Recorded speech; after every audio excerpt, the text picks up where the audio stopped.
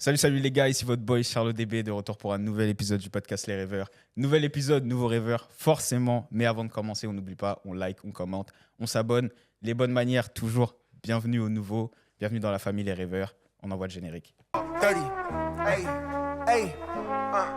Nigga, let's bet it, this shit on the floor. I'm having credit when I'm in the stores. I got more money than I had before. She gon' do everything for that Dior. I ran it up and I'm running this shit. I remember jugging and running this shit.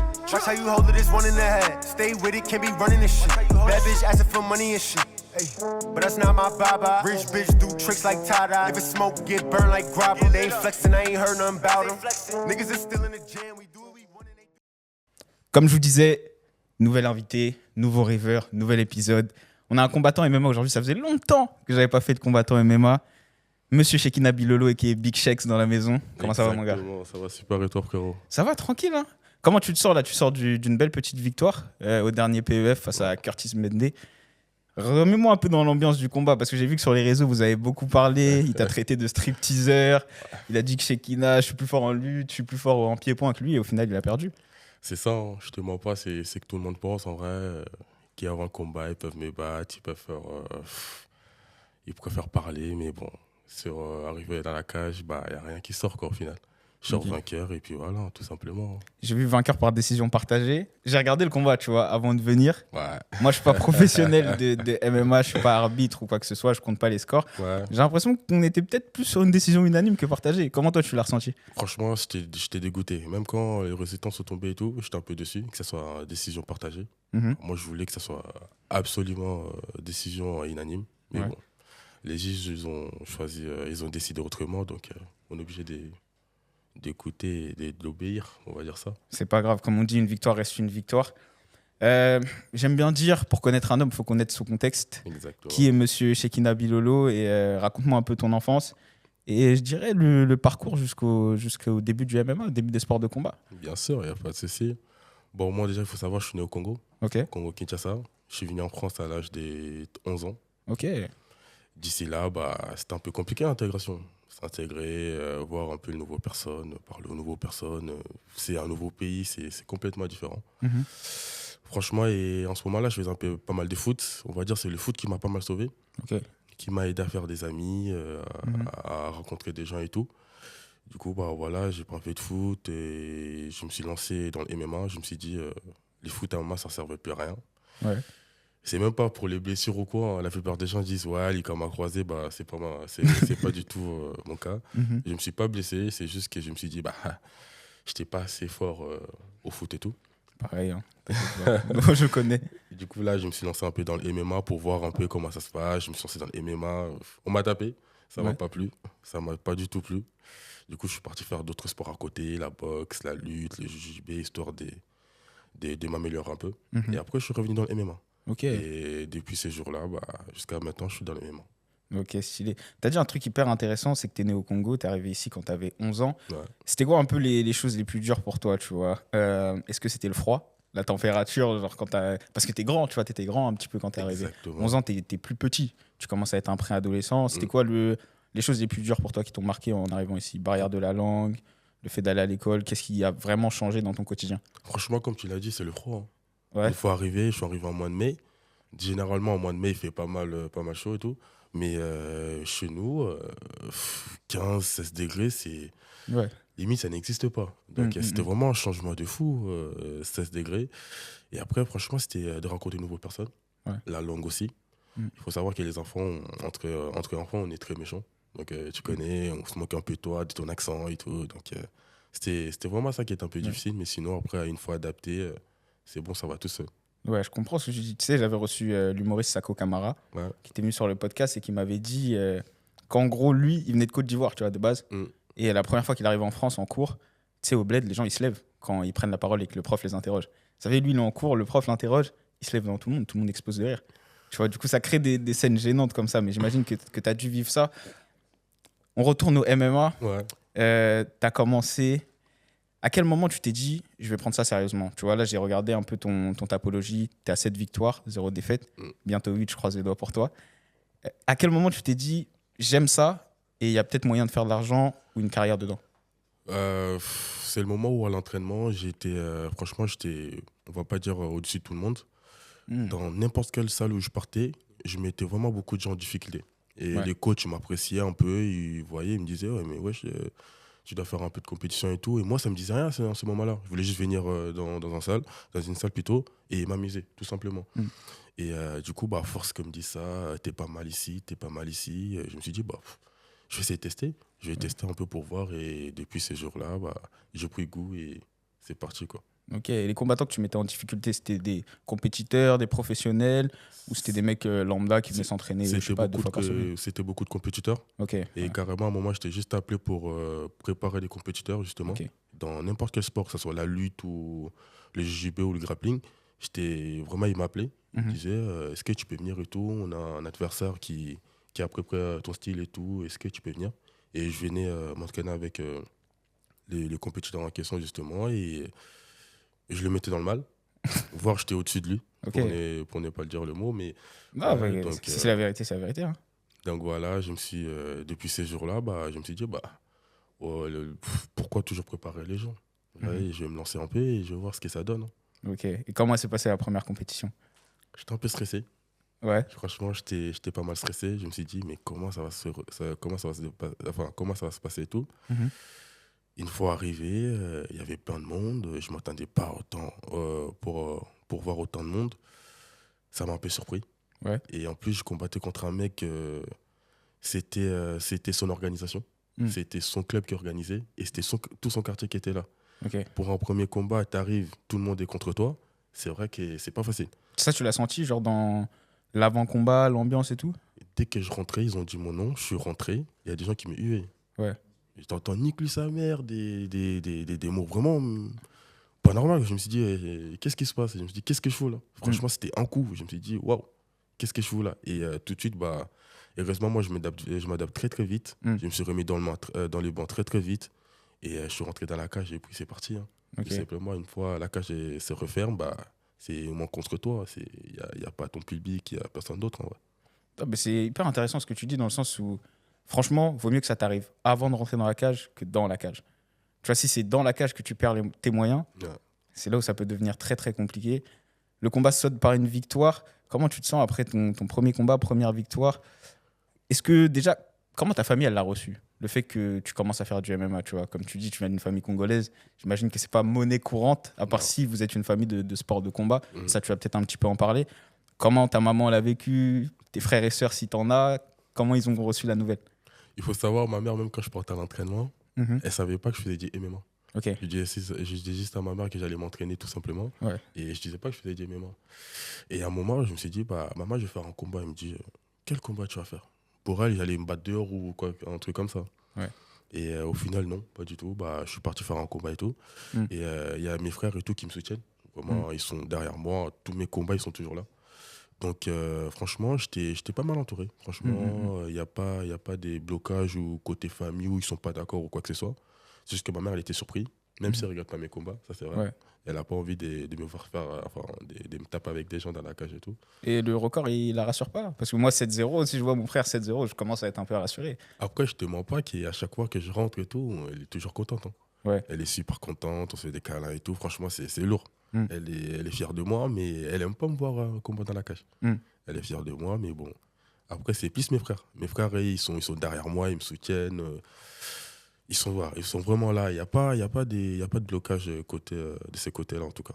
Non, mais c'est hyper important d'avoir le soutien de sa famille. Tu vois. C'était qui un peu, toi, tes modèles dans le MMA ou dans les sports de combat? Les combattants un peu que tu as regardés et de qui tu t'es inspiré?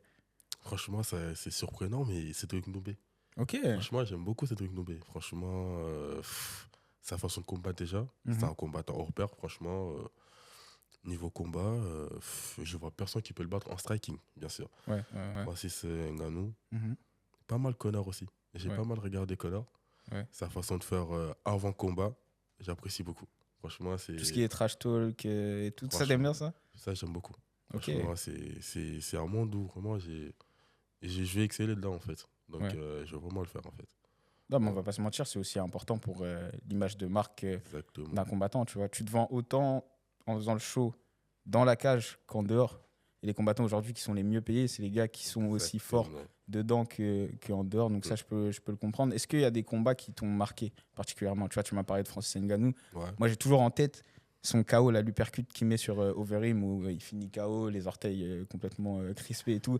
Assez dingue. Est-ce que toi, tu as des highlights comme ça en tête? Je dirais plus c'est le combat des McGregor et Khabib. Okay, Ces combats-là, il m'a vraiment beaucoup plu. C'était obligé que tu regardes ces combats. Si tu es amateur de MMA ou minimum fan de MMA, tu es obligé de regarder ces combats. Donc ces combats-là, franchement, il restera toujours aggravé dans ma mémoire, quoi. Ok. On va parler un peu de ton deuxième combat, parce que c'est ton premier KO. Et quel KO d'ailleurs. La Sueur, ils ont même fait un article sur toi, etc. Est-ce que c'était le premier KO que tu mettais déjà, pour commencer? Dans le combat, oui. Mais à l'entraînement... La question, elle est vaste. Que ce soit dehors ou que ce soit... Du coup, non, pas du tout. Okay, à l'entraînement, j'ai pas mal mis de KO. Ouais. Ok, même à l'entraînement, KO au visage et tout? Sans frapper. En fait, c'est juste sur un mauvais coup. Okay. C'était même pas volontaire, c'était pas voulu ou quoi que ce soit. En fait, c'était il vient et puis voilà. Mais à l'extérieur, c'est pas mon premier combat, quoi, en gros. Ouais. Est-ce que t'es enfant ou même toujours aujourd'hui, t'es quelqu'un de turbulent ou pas? Parce que ce que j'ai remarqué dans les combattants, c'est que vous êtes des mecs assez calmes, tu vois. J'ai tourné avec Boulox, ici même au studio là où on se parle, genre avec Montagnac. D'autres combattants MMA, c'est des gars hyper stables et gentils, tu vois. Même Francis Ngannou, tu le vois en interview, c'est un mec cool et tout, tu vois. J'ai l'impression que les gars nerveux, c'est pas les plus méchants au final. Après, ça veut rien dire, hein. Je te mens pas. Moi, par exemple, tout simplement, je suis un mec très très calme. Je me bats pas dans la rue, faut savoir. La dernière fois, je me suis battu dans la rue, je crois que je devais avoir 7 ans, un truc comme ça. Okay, donc ça remonte vraiment, c'est vraiment des histoires bêtes, quoi. Mais sinon, ça veut rien dire. Je sais qu'il y a des gens, ils sont très nerveux dans la vraie vie. Et en gros, les MMA, ça peut le calmer, comme ça peut aussi encore les exciter. Donc ça dépend, vraiment, ça dépend de personnage. Ouais. Et toi, du coup, à l'inverse, qu'est-ce qui te permet de sortir, je dirais, l'agressivité en toi dont tu as besoin pour gagner un combat? J'ai jamais été agressif dans tous les cas. Franchement, c'est une fois que la cage se referme, j'essaie juste de m'amuser, c'est tout. Okay. En fait, j'ai pas d'idée précise en mode il faut que je l'arrache la tête, il faut que je lui fasse mal ou quoi. Non. Moi, je vais juste m'amuser dans la cage et puis voilà. Ok, et c'est ça qui te permet d'être, je dirais, relâché, tu vois. Exactement. Ce que j'ai vu dans tes combats, tu vois, déjà, tu es un combattant axé sur le striking plus. Et c'est ça qui permet de taper fort au final, d'être relâché. Tu parlais de Cédric Doumbé tout à l'heure. C'est un mec, il est ultra relâché, Cédric Doumbé. Il est tellement tranquille, à l'aise, il bouge, il voit. Et dès qu'il y a l'ouverture, bam, tu frappes et c'est fini. Franchement, c'est pas si compliqué que ça de mettre un KO. C'est pas si compliqué que ça, mais compliqué en même temps, tu vois. Il faut savoir, en fait, il faut avoir le timing. Regarder les ouvertures, qu'est-ce qu'il fait, à quel moment frapper, et puis voilà. Et comment tu t'es senti justement pour avoir ton ressenti une dernière fois sur ce KO-là? Après, comment tu te sens? Est-ce que c'était quelque chose que tu avais travaillé, un combo que tu avais travaillé? C'est sur un crochet du gauche, c'est ça? En fait, je savais que mon adversaire, c'était un combattant où il aimait vraiment partir à la guerre. Donc je me suis dit, ok, il va partir à la guerre, on va s'amuser avec ça. Si tu as bien regardé le combat, il a commencé à frapper fort dès le début. Je me suis dit, ok, d'accord, il va jouer, on va jouer. Et en ces moments-là, dès qu'il est avancé, moi aussi j'ai avancé. Il a commencé à reculer, il a fait une erreur de sortir du mauvais côté. Et en sortant, je l'ai accueilli sur une bras gauche et crochet bras gauche, et puis voilà, c'est pour ça qu'il dort. Écoute, on mettra le petit clip, tu vois, pour que les gens y voient et qu'ils aillent regarder et que ça leur donne envie. Tu t'es imposé au PEF dernièrement. Tu remets ça bientôt, dans 2-3 semaines, exactement. Le 12 avril, à Clichy. C'est ça. Donc en Ile-de-France. Comment tu te sens à l'approche là, de ce combat? Franchement, je me sens très bien. Je me sens très très bien. J'ai pas de pression ou quoi que ce soit. Une fois arrivé dans la cage, on va faire ce qu'on a à faire et puis voilà. Ouais. Et ton adversaire, tu le connais un peu, Elohim Trelf? Ouais, exactement. Est-ce que tu l'as déjà vu combattre? Est-ce que tu l'as même déjà croisé, tu vois, dans les couloirs du PEF? Ouais, franchement, on s'est croisés avant le premier combat, avant le premier PEF que j'ai fait avec lui carrément. On a pas mal parlé, on s'est rajouté sur le réseau, on a parlé tout. Franchement, on savait qu'on allait se rencontrer. À un moment, c'était une suite logique en fait. Oui, et puis vous n'êtes pas 100 000 dans les 67 Exactement, c'était vraiment une suite logique. C'était entre lui, moi et d'autres combattants. C'était vraiment une suite logique, on devait se rencontrer. Même lui, il savait, je le savais, donc on le savait tous les deux, on était déjà préparés. Ouais. Est-ce que c'est lui le gars que tu avais un peu dans ton viseur? Tu vois, là, j'entends que ça parle de ceinture, on en a parlé dehors avec ton manager aussi. Est-ce que c'était lui un peu le gars dans ton viseur ou toi, c'est peu importe qui est sur le chemin, l'important c'est gagner. Franchement, là, je suis sur une lancée et chaque personne qui est sur mon chemin, je vais le dégager, tout simplement. Ok, t'as raison, hein. Tu peux même regarder la caméra là et le dire. C'est quoi un peu les... On est dans le podcast Les Rêveurs, j'aime bien dire le nom est dans le titre. Ouais. À terme, c'est quoi tes objectifs à toi et tes rêves surtout? Franchement, là, je suis... le rêve... Enfin, mon rêve... Et franchement, sois pas timide. Hein. Moi, j'ai reçu des basketteurs qui jouaient en N1, qui m'ont parlé de NBA. J'ai reçu une basketteuse qui a fait ses papiers grecs. Elle aimerait bien faire les Jeux Olympiques avec la Grèce un jour. Tu vois, c'est vraiment le nom du podcast. Tu vois, n'aie pas peur de... Si tu rêves de l'UFC, tu peux dire l'UFC, gros. Ça va être surprenant, mais j'aime pas l'UFC. Ok, pourquoi? Je sais pas, j'aime pas du tout l'UFC. C'est quoi? C'est Dana White? C'est le... c'est une très très grande organisation et tout. Ça, je les enlève pas, mais la façon dont ils payent et qu'ils traitent les combattants, ça me plaît pas du tout. Franchement, j'aime pas du tout l'UFC. Ok. Aujourd'hui, si on me propose IFC ou une autre orga et tout, je sais que l'autre orga, c'est sûr qu'ils vont proposer mieux que IFC. Ça, c'est sûr et certain. À l'entrée, c'est vrai que... IFC, en fait, c'est vraiment... tu dois vraiment tuer l'élite pour que tu sois bien dans ta vie. Pour que tu sais qu'il reste ta vie. Donc, moi, personnellement, dans mon rêve, dans ces sports, ça sera de tout arracher, tout simplement. Que ce soit dans IFC, PF, où il y a... KSW, exactement. Ouais. Peu importe, franchement, ça sera de tout arracher et d'aller le plus loin possible. Ok. Tu fais bien de parler de ça, du financier, parce qu'on va pas se mentir, pour vivre dans les conditions décentes, il faut gagner de l'argent. Exactement. Aujourd'hui, la réalité d'un combattant amateur comme toi, c'est laquelle? Tu vois, comment tu gagnes? Est-ce que tu gagnes déjà de l'argent pour l'instant avec le MMA? Est-ce que c'est assez d'argent pour pouvoir vivre ou à côté, tu es obligé de travailler un petit peu? Alors, dans le MMA amateur, non, pas du tout. Dans le MMA amateur, tu gagnes d'argent, mais tu peux pas vivre. Franchement, c'est juste pour faire ta journée, limite, mais pas pour vivre. Mais à la longue, pourquoi pas? À la longue, on voudra des combats on met la famille à l'abri, tout ça. Parce que moi, j'ai entendu, et tu confirmes-moi si je me trompe ou pas, que même en amateur, aujourd'hui, avec la lumière qu'il y a sur le MMA, etc., tu as des gars qui commencent à avoir des salaires qui, sans dire conséquents, qui sont quand même un peu mieux que ce qui se faisait avant, quoi. On va dire c'est les élites, ça. On va dire ces mots-là. Les Paul Dena et exactement. Justement parce qu'ils sont déjà connus hors MMA aussi. Ils ont fait pas mal des choses hors MMA. Du coup, aujourd'hui, c'est des influenceurs, entre parenthèses. Donc, quand ils ont besoin d'eux, ils savent qu'ils vont faire rentrer des gens, ils vont faire les shows. Donc, c'est pour ça qu'ils sont payés. Mais c'est pas tous les amateurs. Et c'est pas toutes les organisations non plus. Ok. Et comment une compétition comme le PEF, par exemple, que moi j'aime beaucoup, parce que je trouve qu'ils ont une belle communication, qui traite bien les combattants. Vous arrivez, vous avez vos photos, vous avez vos petites vidéos de promotion, il y a une belle communication autour de ça. Mets-nous un peu dans le... Voilà, ramène-nous à quand tu as combattu Curtis. C'est quoi la préparation type, déjà l'avant-combat, les quelques semaines avant le combat, et une fois l'événement, comment ça se passe, tu vois? Alors, la préparation, c'est toujours la même. Franchement, on se prépare pour n'importe quel adversaire. Que ce soit un mec du sol, du grappling ou que ce soit debout, tout ça, on se prépare toujours pareil avec mon coach et tout. Et une fois arrivé là-bas, j'étais assez à l'aise. Aussi bizarrement, mais j'étais aussi. Parce qu'il y a du monde quand même. Hein. Il y a du monde. Retransmis sur RMC Sport. Est-ce que ça, par exemple, dans ta tête, ça a joué? Non, pas du tout. Franchement, je te mens pas. Non, pas du tout. Ok. Une fois arrivé, je m'en fous de qui est là. Franchement, peut-être après, c'est impressionnant, je te mens pas. Après, quand tu regardes des vidéos des gens qui étaient là et tout, c'est impressionnant, je te mens pas. Mais pendant et avant, ça m'intéresse pas tout ça. Moi, c'est juste que je suis dans mon mood, je fais mon combat. Et après, on verra qui était là ou pas. Ok. Et la journée type, c'est quoi? Vous arrivez peser? Exactement. Déjà, c'est vendredi. On vient vendredi, on fait la conférence de presse et tout. Une fois qu'on a fini, chacun rentre chez soi. Et demain matin, du coup, c'est le jour même, samedi matin, on vient, on fait la pesée. Si tu es au poids, tant mieux. Si tu n'es pas au poids, tu vas courir ou tu fais un truc pour être au poids. Ça t'est déjà arrivé, ça? Une fois, c'était ma balance qui a bégayé, c'est pas pareil. Ok, d'accord. C'était la balance qui a... Mais comment vous avez détecté que c'était un problème de balance? Parce qu'une fois, moi, je me suis pesé chez moi, j'étais au poids.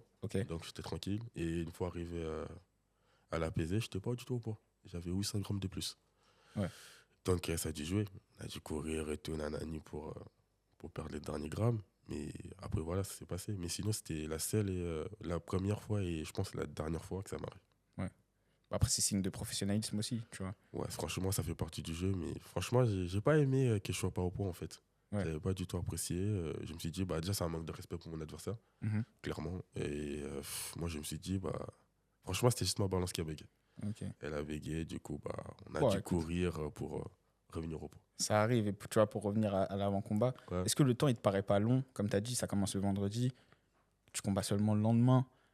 Est-ce que dans ta concentration, ça reste, tu sais, c'est nerveusement, c'est quand même assez difficile, assez challengeant, tu vois, de te dire que je vais affronter le gars, tu le vois plusieurs fois, conférence de presse, à la pesée, machin. Ouais. Est-ce que pour toi, ça joue ou non, ça va? Non, pas du tout. Comme je t'ai expliqué, je suis toujours avec ma famille. Okay. Donc, avant combat, tout ça, même avant de rentrer dans la cage, on est toujours en famille et tout. On parle, on rigole. Je sais qu'il y a des gens, par exemple, ils ont besoin d'être seuls pour se concentrer. Moi, par exemple, c'est pas mon cas. Ouais. Je suis toujours là avec ma famille, tout ça, mon cousin, mes frères et tout, on est là, on rigole, on se fait des petites blagues et tout, on détend l'atmosphère et tout. Et sinon, non, pas du tout. Franchement, on s'amuse et puis voilà. Dernier truc que moi j'ai bien kiffé, tu vois, c'est que t'as pas honte de quitter, de représenter fièrement tes origines. Exactement. Tu nous as mis un petit Fally la dernière fois. Obligé. C'est quoi est-ce que tu as déjà choisi le son d'entrée là pour le prochain combat ou pas du tout? Ouais. Est-ce qu'on peut avoir une exclue? Non. Là, tu vois, je te laisse regarder la caméra là-bas. Non, pas d'exclus? Il n'y aura pas d'exclus. Venez seulement le 12 avril et vous allez voir ça. Il est bon en promo, hein?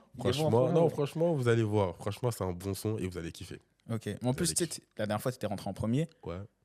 Est-ce que ça change quelque chose pour toi de rentrer en premier ou en dernier ou pareil, tu vois? Non, pas du tout. Moi, ça change rien du tout. Tant que je rentre dans la cage, j'attends mon adversaire et puis c'est fini. Hein. Ok. Depuis tout à l'heure, on parle de la cage. Ouais. Il y a une série sur Netflix qui est sortie, ouais.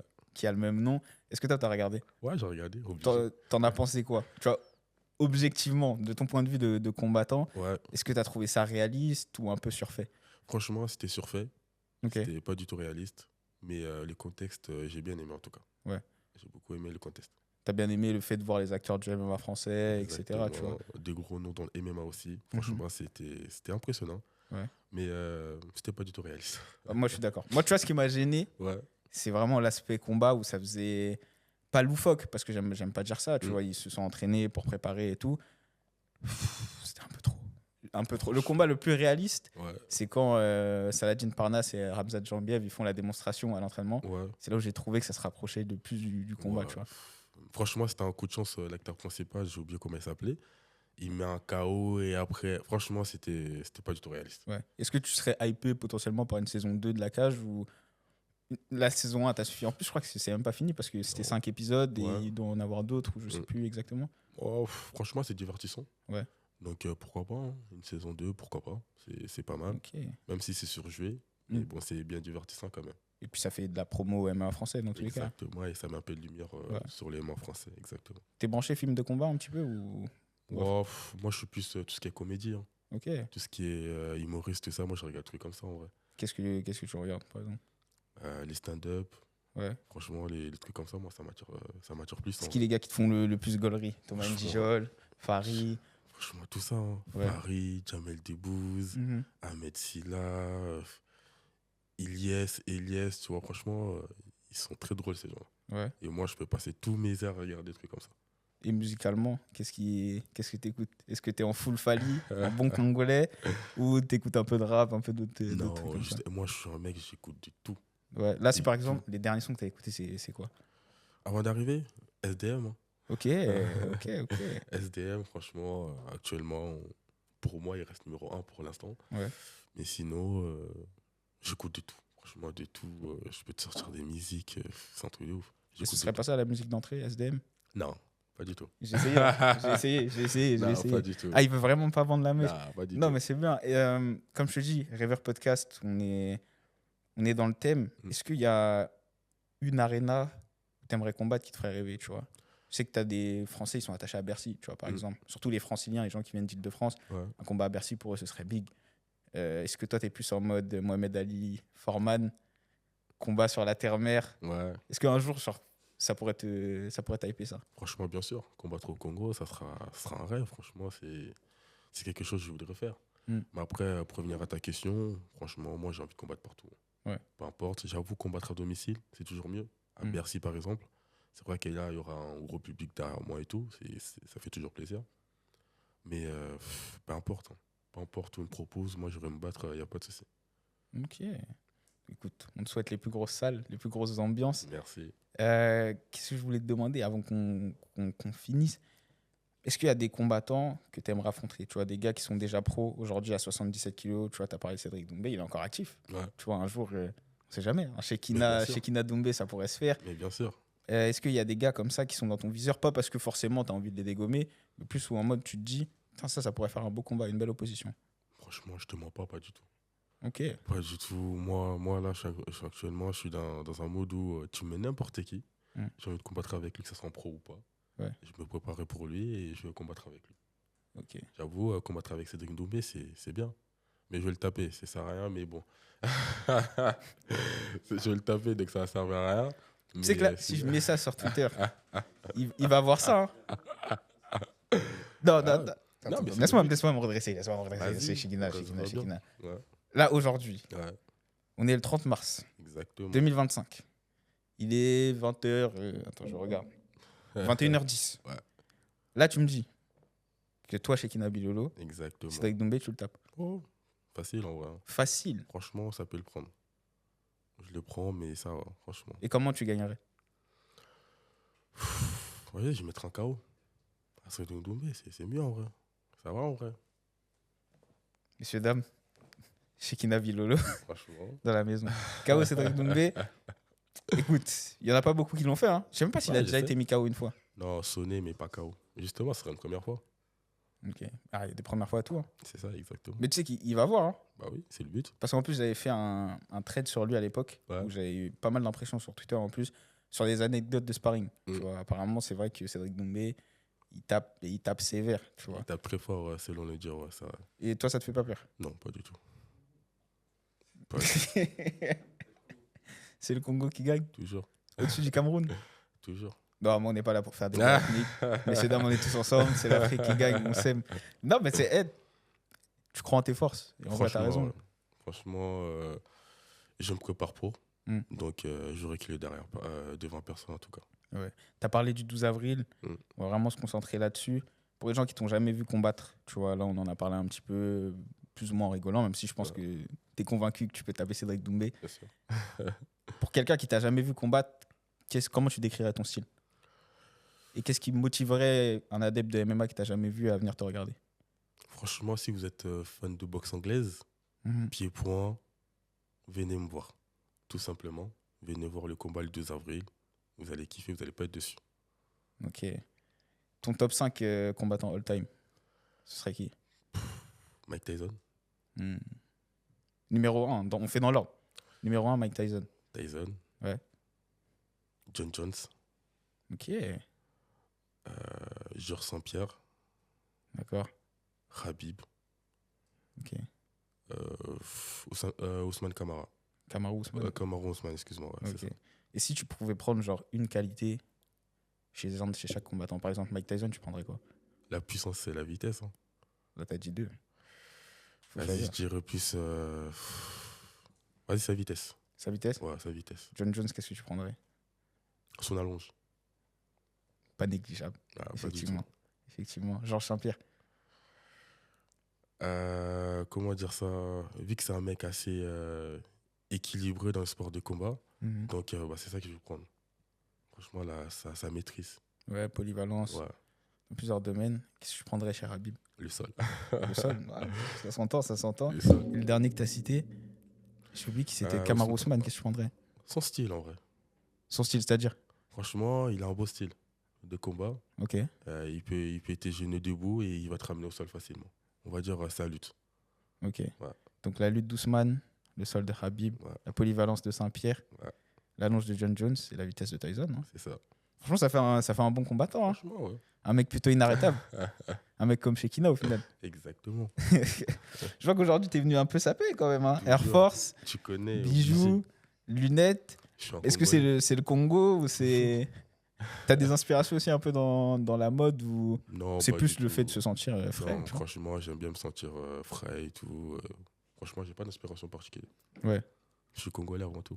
Congolais avant tout. Congolais mauvais? On connaît, non? On connaît. Toujours. Force. Bah, je suis obligé de te demander un petit pronostic quand même. Moi, tu sais que j'y serai en plus. Ok, parfait. Le 12 avril. Donc, si tu mens, Shekinah, je sais que là, tout son enregistre. Je vais venir après le combat, mais gros, tu m'avais dit que c'est comment? Même pas. Pronostic pour le 12 avril face à Elohim Trèfle. Comment tu comptes gagner ce combat-là? Sachant que c'est du 3 x 3 minutes, c'est ça? Ouais, c'est ça. Ça va assez vite. C'est vrai. Mais bon. Je sais pas. Franchement, je sais pas. Je suis encore en train d'hésiter. Entre le mettre en KO et le mettre en soumission. Franchement, je suis encore en train d'hésiter. Je sais pas. Le casser en trou, le faire dormir, ça. Je sais pas encore. Ce serait une surprise en vrai. Sur le coup, ce serait une surprise. Ce serait une surprise? Surprise pour le public ou pour toi? Pour le public, non, pas pour moi. Moi pendant le combat, je vais voir ça tout de suite. Ouais. Mais pour les publics, ouais. Ok. Donc soit l'étrangler, soit le faire dormir. C'est ça. Mais dans tous les cas, un finish. Exactement. Pas de décision cette fois-ci? Non, ça y est. Ça y est? J'aime pas trop les décisions. Ouais. C'était la dernière. Finir le combat et ça y est, c'est fini. Okay. Genre, c'est déjà quand le combat il est fini, on sait qui a gagné. Il n'y a pas des il faut attendre les J. Non, pas du tout. Écoute, moi je te crois. Hein. On sera là pour vérifier et c'est tout ce que je te souhaite en vrai.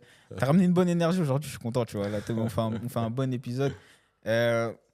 Tu vois, quel conseil tu donnerais aux gens comme toi qui poursuivent leur passion et qui poursuivent leur rêve? Tu vois, parce qu'on va pas se mentir, le métier de combattant c'est dur. Ouais, franchement. Beaucoup d'appelés pour très peu d'élus au final. Tu vois, genre au PEF, vous êtes peut-être une 50aine sur la carte et le nombre de gagnants il est divisé par 2. Il n'y a qu'un gagnant qui sort de la cage. Exactement. Pour les gars qui poursuivent un peu comme toi ce rêve, que ce soit dans les sports de combat, que ce soit dans le sport tout court ou même ailleurs dans la vie, quel conseil tu pourrais donner aux gens? Franchement, de ne pas lâcher. De ne pas lâcher. On fait un sport assez difficile. Il y a des blessures, beaucoup de blessures.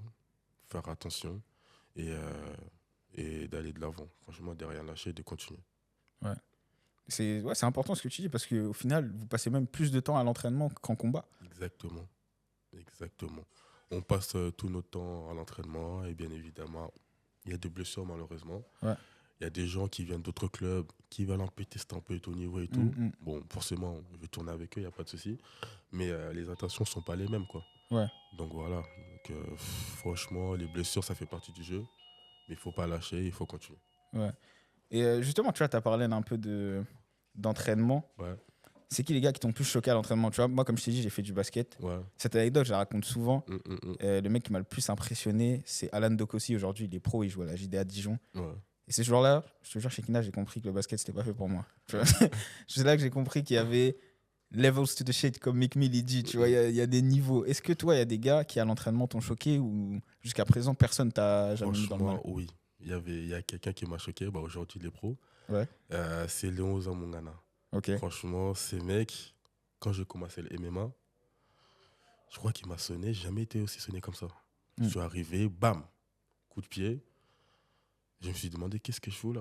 Je me suis dit, mais qu'est-ce que je fous là? Ouais. Et depuis ces jours-là, quand je le voyais à l'entraînement, je le fouillais, tout simplement. Ouais. Tout simplement. Mais dès que ça disait, ouais, choisissez votre partenaire, t'étais à l'autre bout de la salle, mais là-bas. Je le regardais même pas dans les yeux. Je regardais directement à côté. Il me dit, t'as quelqu'un? Je dis oui, même si ça avait pas ça.